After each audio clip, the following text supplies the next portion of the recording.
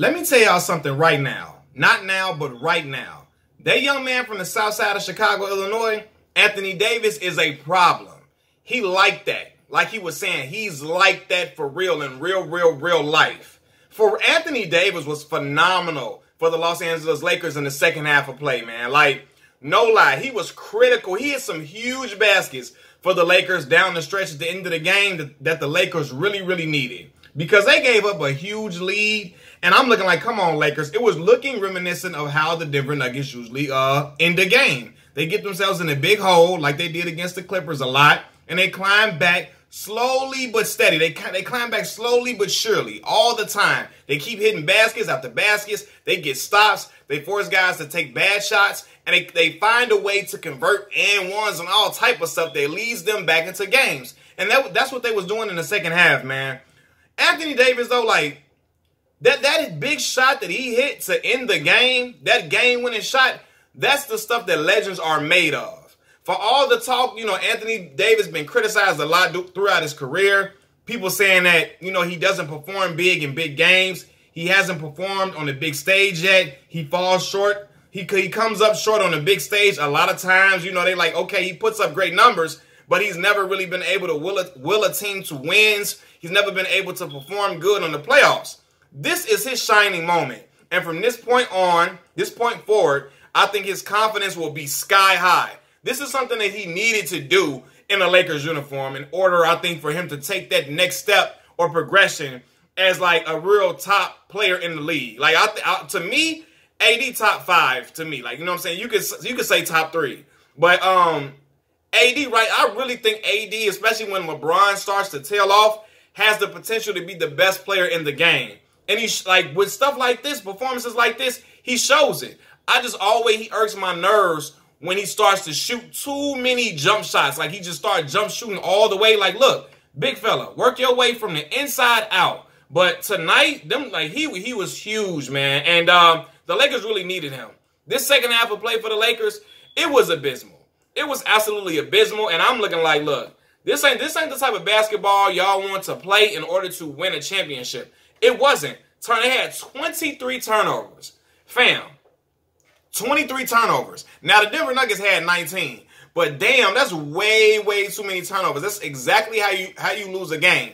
The Nuggets outscored the Lakers in the paint by a score of 40-34. And that was really Nikola Jokic. I don't care. I don't give a damn what nobody got to say about him or what people think or whatever. This young man has shown me something in these playoffs. He's special, phenomenal. He had 30 and 9 assists. His ability, because y'all remember in the other video I made, when the Clippers were doubling him, he out there looking like Magic Johnson, throwing the ball this way and that way. I'm like, damn. Look, he was still throwing out dishing dimes. He's always able to find the open man when he's double, and it results in a huge basket for the Nuggets. And I'm looking like, man, like, this dude is really a special type of player. And I got to give him all the credit. The way he was scoring, like, he had like 11 points down the stretch for Denver. Like, I'm like, bro, this dude is something else. The difficulty of the shots that he was hitting. He hitting shots over guys.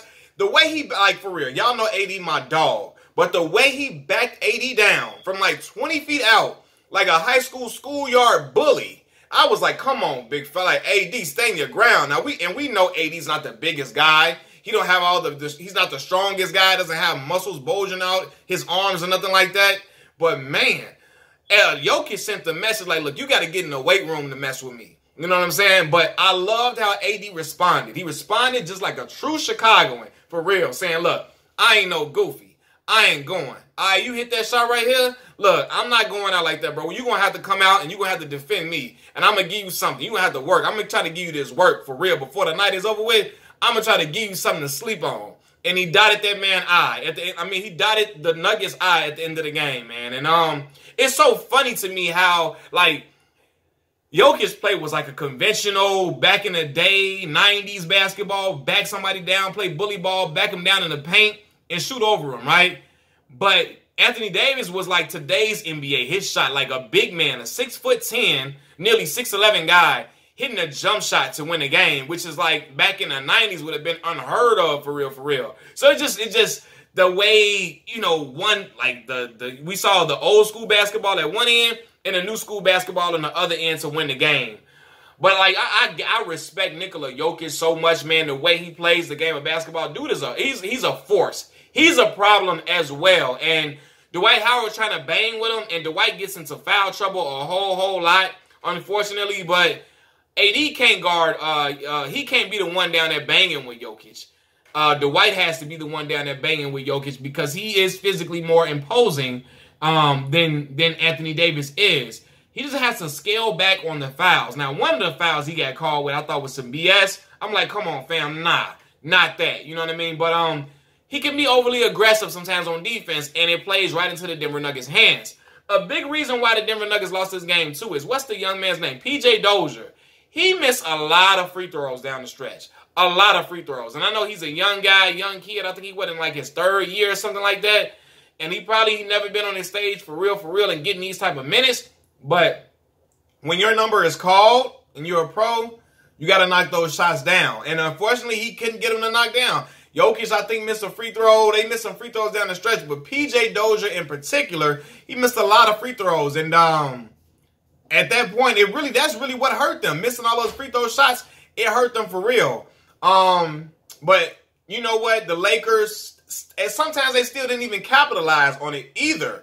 So the Lakers really, AD hit the game-winning shot, hit a huge shot. You know what I'm saying? They said he could be seen kind of saying Kobe. I got to go look back at it and see if he said Kobe when he shot the shot, but that's just a huge play by an outstanding player. Anthony Davis is special, and I think he really has what it takes to be the best player in the league. He just has to be more aggressive. You know what I mean? He spoke about, in the post-game interview when Charles Barkley asked him, why aren't you always aggressive like this? He said, sometimes, man, what did he say? Did he get too stagnant, or he kind of like, something he said. I forgot exactly what he said. But he was saying how LeBron would tell him, all right, that's enough of that passing. Go ahead and go ball. Get yours. And when he does that, I think, man, his skill set is special. He can put the ball on the floor. He can dribble. He can shoot. Stretch the floor with his shooting. He can go to the cup. Like, AD can do just about everything that you can ask a player to do. That's why he's so unique. And that's, again, why, as Shannon Sharpe says, that's why you move heaven and earth to get a special talent like him, because he is a transcendent type of player. Despite what people feel like, oh, he put up big numbers and don't do this and don't do that. The kid is he's a great basketball player. And he put on for the shot of night, man, because we ain't never going like that. Hell no, I don't care what you're talking about, brother. Listen, you got to get this work. Yeah, you got the best of me on one end, but I'm not no goofy. I'm not no lame. Come on, let's come back with it. Let's keep coming. I'm gonna run it back. Give me the ball to me, and let me just put this right here in your eye to get us up out of here, right? But I want to talk about this too. My boy LeBron James, my dog. LeBron was terrible down the stretch. He was terrible down the stretch. I'm not going to even front. He was not good down the stretch at all. Had some turnovers. I think he got called for a charge. Then he turned the ball over. He got stripped or something like that. And then he shot an air ball. I'm like, oh, damn, bro. He was terrible. You know what I'm saying? He was terrible down the stretch. And I think going into the next game, I think he knows he didn't play that well down the stretch. And he's going to have to fix that. He's going to have to come up big for the Lakers, because there's going to be times where they may not be in position. Let's be real. A big part of the problem for the Denver Nuggets is they cannot secure rebounds. They can get a stop, but then they give up rebounds after they get a big crucial stop, a big defensive play, and the Lakers will get the rebound once again. And it's like, that's a problem. Because once you get a big defensive stop, you got to secure the rebound, so either you can continue to build momentum for your team, or just they letting the Lakers stay in the game, getting rebounds and putting it back up, or getting a rebound and kicking it out to KCP or Danny Green or somebody hitting a big three, which allowed them to still stay afloat while the Denver Nuggets were making a surge. You know what I mean? And the Lakers were able to stay in the game because they was able to secure rebounds. Another thing too. They're for real, because in this situation when Jamal Murray blocked Danny Green, blocked Danny Green's shot, and he couldn't secure the rebound, and the Lakers still secured the ball or whatever after that, or he knocked it out of bounds.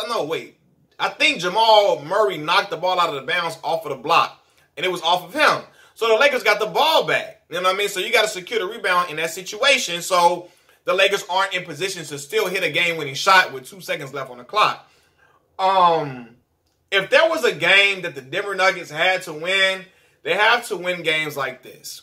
They have to win these games. When you make a resurgence like that and you come all the way back and you fight and scratch and claw and Nikola Jokic puts on a performance like that, you got to be able to get the W and seal the deal. And they weren't able to do that. Now, this is a team that is a resilient bunch. We've seen it time and time again against the Clippers, against the Utah Jazz. They don't quit. They keep fighting. They keep coming out every single game and coming ready to play.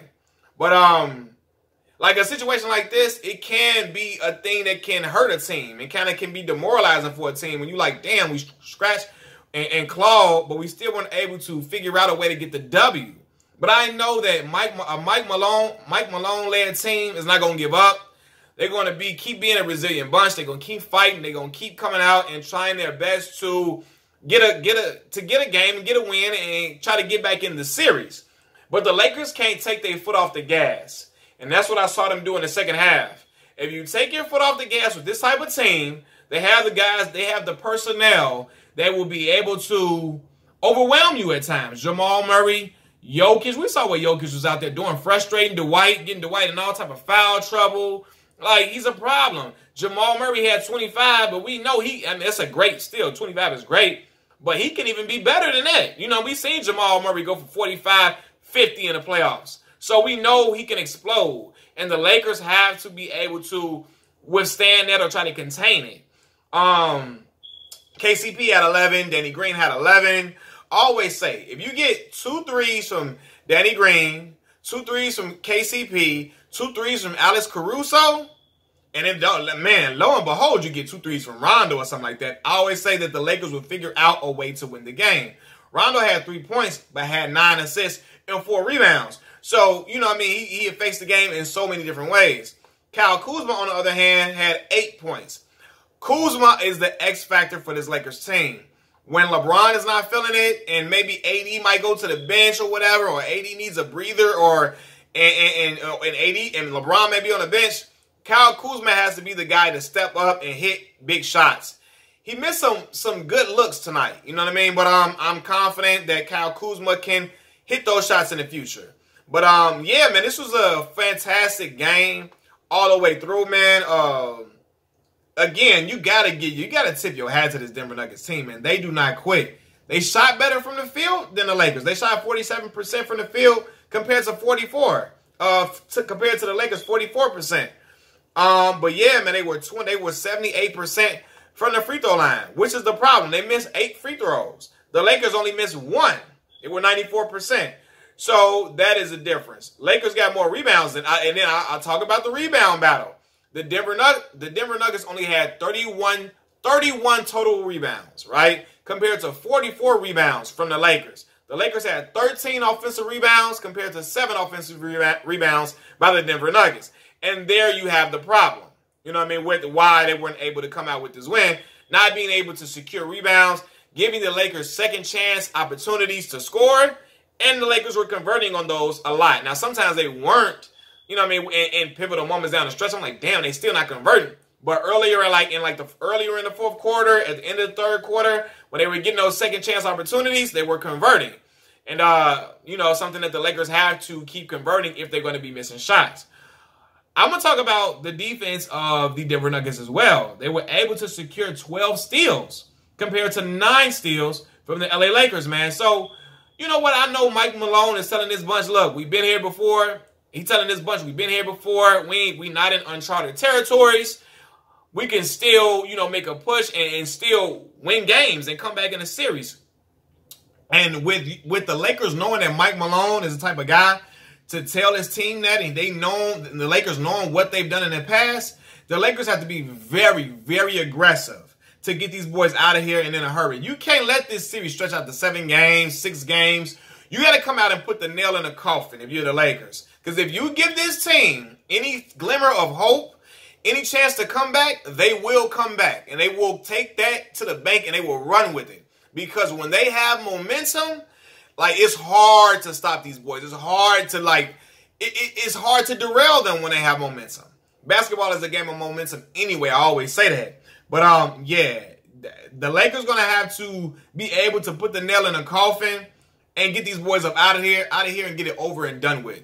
The Denver Nuggets are not a team you can just allow to keep coming back in the series. Because I remember in the past, LeBron, when he was in the Eastern Conference, he would win the first 2 games, and the other team would win the other 2 games, and then LeBron would win the next 2 games. You can't allow the Denver Nuggets to try to even up the series because you just know what their psyche is different. You know what I mean? So you got to hit them where it hurt and get them up out of here. LeBron Raymond James Sr. has to play way better down the stretch in game 3. Because, listen here, you know, KCP and them hit some huge shots. They hit some huge shots in the 4th quarter, and AD was phenomenal. But it may come to a game where guys aren't hitting shots. You know what I mean? And lo and behold, or for hopefully not, AD could be in some foul trouble or something like that, and he might not have it going. LeBron got to be the one to secure that. But, hey, sometimes the chips fall how they fall, and AD was on his A game. You know what I mean? And I think this was the time to prove to the naysayers and the doubters, calling him soft, saying he's not really that special. Yeah, he put up big numbers, but he don't really do nothing. He ain't built for wars like this. He's really ain't, you know, he's not a rough and tough big man. He too finesse and so on and so forth. And he is finesse. He is. But the boy can deliver in big moments. He can be crucial and critical for you on the defensive end and on the offensive end, as he proved tonight with that shot.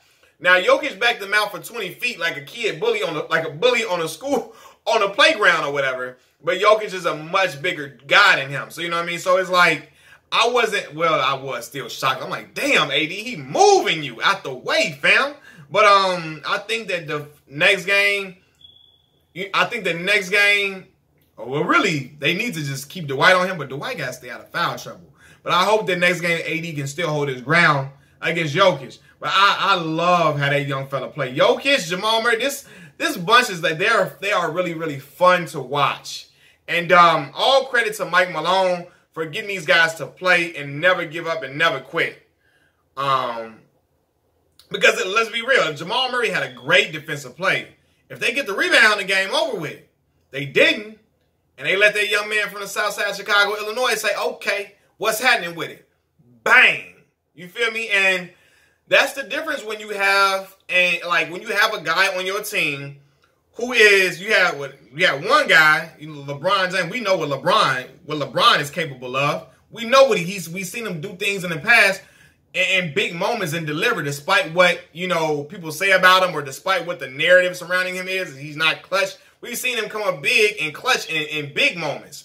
But when you got another guy that can do that as well, that is what makes your team, the favorites to win. When you got guys like that. When you got a guy like that on your team that can do just about any and everything, that's the difference. You know what I mean? Because the Lakers should have lost this game, truthfully. But when you got a guy like that, when you got guys like that, and a guy like that, like AD, when you got a guy like him, that's the difference between a win and a loss for you. And that was a shot that, people were like, look, this is a big-time shot. This is a shot when you wear that Lakers jersey, people are they're remembering, or the Lakers are playing in remembrance of Kobe, right? And they remember all the big shots that Kobe hit throughout the playoffs, throughout, rose to championships. And you got to hit shots like that puts the Lakers fans in great spirits. But huge, big win for the Lakers. Not a good win. It was an ugly, ugly win, but I think it's still a good win because they got 2-0. It was a rough, ugly win, but a win is a win. And going forward, the Lakers have to get them boys up out of there. You know what I mean? Because, you really, again, I mentioned their psyche. We know they don't quit. We know that they don't give up. But, they can still be thinking in the back of their mind, damn, because this is a game that they should have won. Games like this, the Denver Nuggets have to win. And when they don't win games like this, you got to let them know that you here to get them up out of here and you not to be played with. And that's why AD said, I'm like that. I'm like that. I'm like that. Welcome to the big time. Welcome to the Western Conference Finals, big fella. Welcome to them big time moments, because big time players make big time plays, like Stacey King say in Chicago, Illinois. And salute to my Chicago brother, Anthony Davis. You were huge, absolutely big in this game, man. Lakers up 2-0. Peace.